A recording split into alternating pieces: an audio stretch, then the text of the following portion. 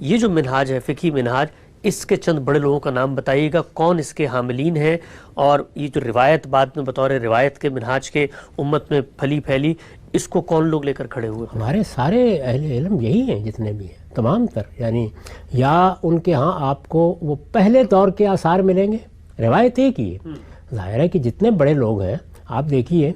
کہ آپ امام غزالی کے بارے میں دیکھیں، شاہ ولی اللہ کے بارے میں دیکھیں، یہ ایسا تو نہیں ہے کہ یہ کہتے ہیں کہ ہم کسی فقہی روایت سے متعلق نہیں ہیں، ان میں کوئی شافعی ہوگا، کوئی حنبلی ہوگا، کوئی مالکی ہوگا، تمام بڑے لوگ۔ کچھ اس سے منفرد روایتیں بھی ہیں، جیسے ظاہریہ کی روایت، اس سے بھی لوگ متعلق ہوتے ہیں۔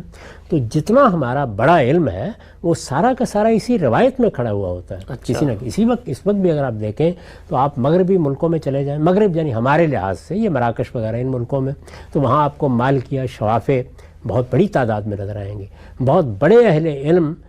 اسی منہاج سے متعلق رہے ہیں، یعنی جب وہ دین پر غور کرتے ہیں تو اسی اصول پر غور کرتے ہیں۔ ان میں ظاہر ہے کہ آگے بہت سے اختلافات بھی ہوتے ہیں، اپروچ کا فرق بھی ہوتا ہے، وہ احناف میں اور شوافع میں بھی ہے، مالکیہ اور حنابلہ میں بھی ہے، وہ آپ کو جگہ جگہ ملے گا۔ کہیں کسی چیز کا غلبہ ہوگا، کہیں کسی میں کمی ہوگی، پھر باہمی ربط طے کرنے میں، ترجیحات میں، توفیق میں اپنے اپنے طریقے ہوں گے، لیکن یہ جو کچھ بھی ہمارے ہاں پورا علم ہے، سارے ہی بڑے لوگ اصل میں اسی فقہی منہاج کے اندر کھڑے ہوئے ہیں۔ اس سے انحراف کر کے تو آپ زیادہ سے زیادہ یہ کہہ سکتے ہیں کہ سلفی منہاج کے موجودہ زمانے کے کچھ لوگ آپ کو نظر آئیں گے، یعنی جو یہ کہیں گے کہ ہم کسی فقہی روایت سے تعلق نہیں رکھتے، ورنہ اس سے پہلے تو اس منہاج کے سب لوگ بھی،